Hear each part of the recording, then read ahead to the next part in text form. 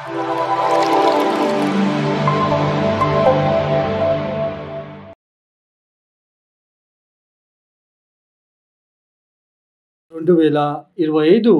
March 29వ తేదీ శనిగ్రహ మార్పు జరుగుతున్నది.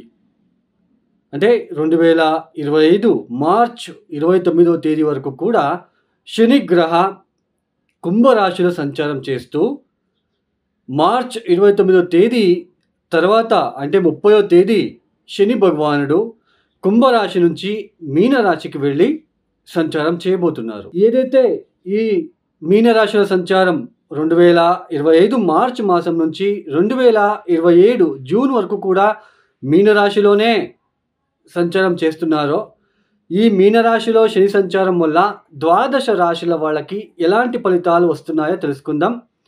దానికన్నా ముందు ముఖ్యంగా ఒక 2 నిమిషాల పాటు మీకు కొద్దిగా శనిగ్రహ గురించి మీకు ఎక్స్ప్లెయిన్ చేస్తున్నాను.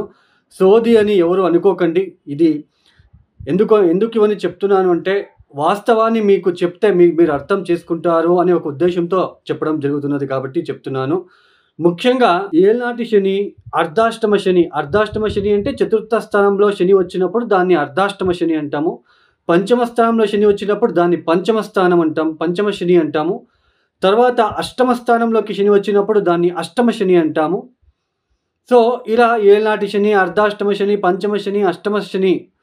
సో ఇవన్నీ కూడా మనకి ఇది వస్తుంది అనగానే చాలా మందికి ఒక భయము, ఆందోళన ఏర్పడుతూ ఉంటుంది. అంటే ప్రతి మనిషిలో కూడా ఎలాంటి థాట్స్ వస్తున్నాయంటే, ఏ కష్టం వచ్చినా దానికి రీజన్ శనిదేవుడే అన్నట్టుగా భావిస్తున్నారు.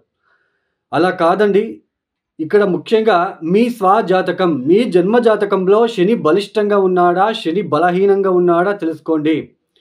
శని బలిష్టంగా ఉన్నట్లు కనుకైతే ఆత్మవిశ్వాసం ఎక్కువగా ఉంటుంది, ఉద్యోగంలో ఇబ్బందులు ఉండవు, వ్యాపారంలో ఇబ్బందులు ఉండవు, సంఘంలో మీకంటూ ఒక గుర్తింపు, గౌరవం అనేది ఉంటున్నది. అదే శని బలహీనపడ్డప్పుడు ఆత్మవిశ్వాసం ఉండదు, ఉద్యోగంలో అభివృద్ధి ఉండదు, ఏ చిన్న పని చేసుకుంటూ చాలా కష్టపడుతూ శారీరకంగా కష్టపడాలి. శని బలహీనపడినప్పుడు శారీరకంగా కష్టపడేలా చేస్తాడు. వృత్తి వ్యాపారాలలో ఆటంకాలు ఎదుర్కోవాల్సిన ప్రమేయం ఏర్పడుతూ ఉంటుంది. మోసపోవడము, నష్టపోవడము, ఆరోగ్యం విషయంలో ఇబ్బందులు, ఇవన్నీ కూడా శని బలహీనపడ్డప్పుడు పుట్టినప్పుడు ఉన్న వ్యక్తులకి ఉంటుంది. అలానే మనకి గోచారంలో ఒక్కొక్క గ్రహము ఒక్కొక్క స్థానానికి వచ్చినప్పుడు ఆ స్థానం మీద అష్టకవర్గ బిందువులు ఎన్ని ఇచ్చారో చూసుకోవాలి. చూడండి, ఇప్పుడు వృషభ రాశి వాళ్ళకి లాభస్థానంలో శని వస్తున్నాడు. అంటే శని మనకి వృషభ రాశి వాళ్ళకి చాలా మంచి మార్పులు తీసుకొని వచ్చి ఇస్తాడు. అంటే శుభ ఫలితాలు ఇస్తాడు. బట్ ఆ శుభ ఫలితాలు ఇస్తాడు అని మనం చెప్పుకుంటున్నాము. బట్ కొంతమంది కొద్ది రోజులు అయిన తర్వాత మెసేజ్ చేస్తూ ఉంటారు, మీరు చెప్పినట్టే జరగట్లేదు అని. వై? బికాజ్ చూడండి, అష్టకవర్గ బిందువులు ఎన్ని ఇచ్చాడో చూసుకోండి. శని భగవానుడు లాభస్థానంలో వస్తున్నాడు అంటే పూర్తిగా శుభం కాదు. పూర్తిగా శుభ ఫలితాలు ఇవ్వాలి, ఉద్యోగంలో అభివృద్ధి ఇవ్వాలి, వ్యాపారంలో అభివృద్ధి ఇవ్వాలి.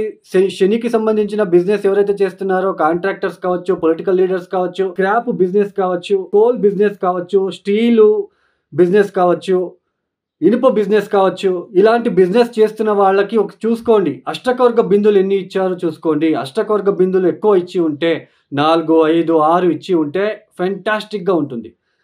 తర్వాత దశాభుక్తి మ్యాచ్ చేసుకోండి. చూడండి, ఇంకొకటి చెప్తున్నాను. శనిగ్రహ పంచమ స్థానానికి వచ్చినప్పుడు ఒకలాగా ఫలితాలు ఉంటాయి, చతుర్థానికి వచ్చినప్పుడు ఒకలాగా ఫలితాలు ఉంటాయి, ఏళ్నాటి శని సమయంలో ఒకలాగా ఫలితాలు ఉంటాయి. ఏళ్నాటి శని సమయంలో కావచ్చు, అర్ధాష్టమ శని అంటే చతుర్థ స్థానంలో శని వచ్చినప్పుడు దేని మీద ఇన్వెస్ట్ చేయకుండా ఉన్న దాంట్లోనే వెళ్ళాలి. అలా మీరు ఏమైనా ఇన్వెస్ట్మెంట్ చేసినా లేదా ఉద్యోగంలో మార్పుల కోసం మీరు ప్రయత్నం చేసినా ఒడిదొడుకులు ఫేస్ చేయాల్సి ఉంటుంది. ఇప్పుడు ఏళ్నాటి శని జరుగుతుంది అంటే ఉద్యోగ బదిలీలు చేయాలి అని థాట్ మీకు రాకుండా చూసుకోవాలి. ఉద్యోగం మార్పులు చేయకుండా ఉండాలి. దట్టు మీకు ఇక్కడ దశాభుక్తి ఏం జరుగుతుంది అది కూడా మీరు మ్యాచ్ చేసుకోవడానికి ప్రయత్నాలు చేసుకోండి. దశాభుక్తి తర్వాత ఏళ్నాటి శని సమయంలో మీకు ఏ దశాభుక్తి జరుగుతున్నది ఇది కూడా మీరు చూసుకోవాలి. అష్టకవర్గ బిందువులు మ్యాచ్ చేసుకోండి. అప్పుడే మీకు అంటే ఈజీగా తెలుస్తుంది. తర్వాత చతుర్థ స్థానంలో శని వచ్చినప్పుడు ఇప్పుడు ధనుసు రాశి వాళ్ళకి చతుర్థ స్థానానికి శని వస్తున్నాడు, అర్ధాష్టమ శని. అర్ధాష్టమ శని వచ్చినప్పుడు ఏం జరుగుతుంది? సో మీరు ముందే ఇంటికి సంబంధించిన విషయంలో చాలా జాగ్రత్తగా ఉండాలి. ఇప్పుడు ఇల్లు కట్టాలి, లేదా సైట్ కొనుగోలు చేయాలి, సైట్ అమ్మాలి, ఇవన్నీ కొద్దిగా మానుకోవాలి. అలా మానుకోకపోతే నష్టాలు తీసుకొచ్చి పెడతాడక్కడ. సో, ఇది అండి. తర్వాత పంచమ శని అంటే ఏంటి? పంచమ శని ఎలా ఉంటుంది? కష్టపడకుండా డబ్బులు ఈజీగా సంపాదించాలి అనే ఒక థాట్ క్రియేట్ చేసి మిమ్మల్ని అప్పుల పాలు చేసేస్తాడు. బెట్టింగ్‌లు కట్టడము, షేర్ మార్కెట్‌లో ఇన్వెస్ట్‌మెంట్ చేయడము, సంతానం అంటే పంచమ స్థానం అంటే ఏంటి? షేర్ మార్కెట్టు, ఈ క్రియేటివ్ థాట్స్ అని అంటాం. మన ఆలోచన విధానం ఎలా ఉంటుంది? అది మనం పంచమ స్థానం నుంచి చూస్తాము. తర్వాత కొంతమంది జెలసీగా ఫీల్ అవుతూ ఉంటారు. అది కూడా పంచమ స్థానమే ఇంపార్టెంట్. తర్వాత సంతానం విషయంలో కూడా అభివృద్ధి ఉందా? లేదా? సంతానం ద్వారా మనకి ప్రాఫిటబుల్‌గా ఉంటుందా? లేదా? దాన్ని కూడా పంచమ స్థానం నుంచి చూస్తాము. ఇలా పంచమ స్థానంలో శని వచ్చినప్పుడు కష్టపడకుండా, శరీరానికి ఏది ఇబ్బంది రాకుండా మనం కూర్చొని తినాలి అనే ఒక థాట్ పుట్టిస్తాడు. బెట్టింగ్‌లు, షేర్ మార్కెట్‌లో ఇన్వెస్ట్‌మెంట్ చేయడము, 5,00,000 చేస్తే ఇన్వెస్ట్‌మెంట్ చేస్తే 10,00,000 వస్తుందంట.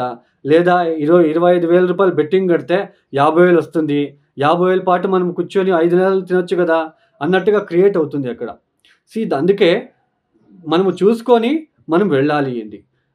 అక్కడ పంచమ స్థానంలో ఎన్ని అష్టకొర్గ బిందులు ఇచ్చాడు అది చూసుకోవాలి అండి. ఇవన్నీ మీకు చెప్తున్న ఉద్దేశ్యం ఏంటి అంటే అర్థమవ్వాలి. మీరు ప్రతి ఒక్కరు కూడా అర్థం చేసుకొని బాగుండాలి అనే ఒక ఉద్దేశ్యంతో చెప్పడం జరుగుతున్నది. ఇక మనము ద్వాదశ రాశిల వాళ్ళకి వెళ్ళే ప్రయత్నం చేద్దామండి.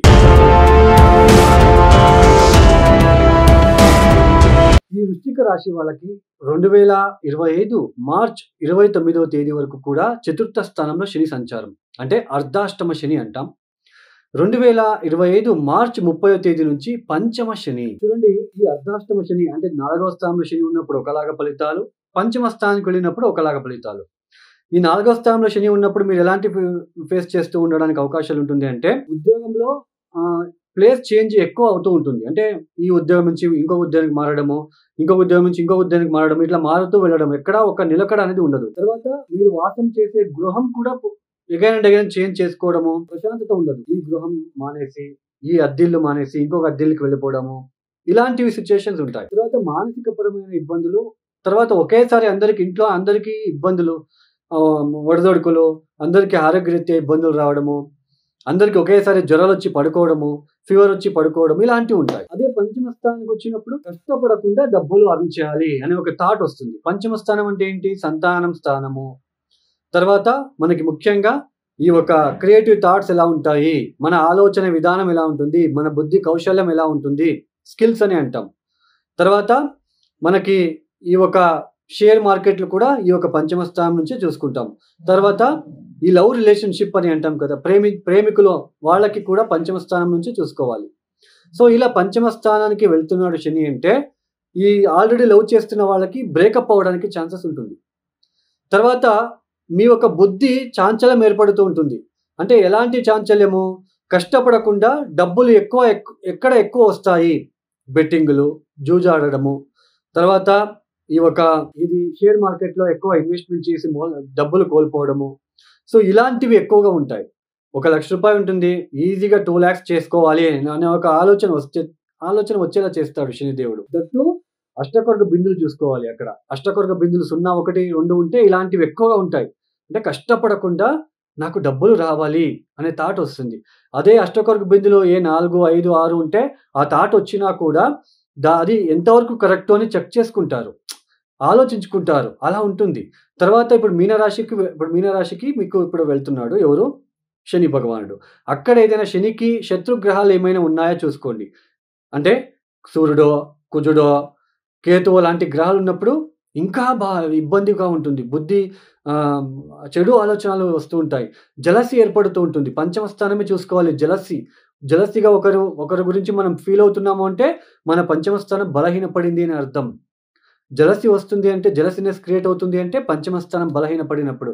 తర్వాత సంతానం విషయంలో ఒడిదుడుకులు, సంతానం ద్వారా నష్టాలు, సంతానానికి ఎక్కువ డబ్బులు ఖర్చు చేయాల్సిన ప్రమేయము, సంతానానికి ఇప్పుడు గవర్నమెంట్ సీట్ వస్తుంది అని అనుకుంటూ ఉంటారు. బట్ ఇక్కడ సీట్ రాకుండా ఎక్కువ డబ్బులు పే చేయాల్సిన ఒక ప్రమేయం ఏర్పడుతూ ఉంటుంది. ఇలాంటివన్నీ ఉంటాయి. ఇప్పుడు వృశ్చిక రాశి వాళ్ళకి మార్చ్, ఏప్రిల్, మే తర్వాత గురు అష్టమ స్థానానికి కూడా వచ్చేస్తున్నాడు. అష్టమానికొచ్చినప్పుడు ఇప్పుడు గురు బలం ఉండదు, శని బలం ఉండదు. ఇవన్నీ కూడా ఫేస్ చేయాలి వృశ్చిక రాశి వాళ్ళు. చాలా జాగ్రత్తగా ఉండండి. తర్వాత ఈ సమయంలో ఉద్యోగ బదిలీలు వద్దు. బిజినెస్ ఎక్స్‌పాన్షన్ మానేయండి. బెట్టింగులు మానేయండి. ఇస్పీట్లు ఇట్లాంటివి ఏమైనా ఉంటే దయచేసి వెళ్ళొద్దు. తర్వాత ప్రేమికులు ఇలాంటి జోలికి వెళ్ళకండి. నేను ప్రేమించాలి, అబ్బాయికి ఇప్పుడు ప్రపోజ్ చేయాలి లేదా అమ్మాయికి ప్రపోజ్ చేయాలి. దయచేసి మానుకోండి. ఈ సమయంలో వేళకు సరైన భోజనము, తర్వాత ఈ లౌకిక విషయాలన్నీ మానేసి ఆధ్యాత్మిక రూట్‌లో వెళ్ళడానికి ప్రయత్నాలు చేసుకోండి. అప్పుడు మీరు బాగుపడతారు. ప్రతిరోజు శివ పంచాక్షరి మంత్రం ఓం నమః శివాయ చదువుకోవడము, ఒక ఒక 3 మాసాల పాటు నువ్వుల ఒత్తులని శివ ఆలయంలో వెలిగించడానికి ప్రయత్నం చేయండి. కాలభైరవేశ్వర అష్టకము, కాలభైరవేశ్వరుడికి శనివారం నువ్వుల నూనెతో అభిషేకాలు చేయించుకోవడానికి ప్రయత్నం చేయండి. ప్రతిరోజు రాత్రి పూట మానకుండా హనుమాన్ చాలీస పఠన చేయండి. హనుమాన్ చాలీస పఠన మీరు ఎన్ని సార్లు చేస్తారో మీకు అంత మంచిది ఇప్పుడు. దయచేసి ఇంకొకసారి చెప్తున్నాను.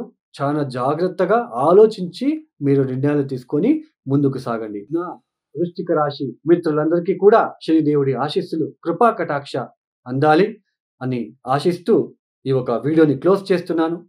ఎవరైతే ఈ వీడియోని చూస్తున్నారో లైక్ చేయండి, షేర్ చేయండి, సబ్స్క్రైబ్ చేసుకోండి. సర్వే జనో సుఖినో భవంతు. ధన్యవాదములు.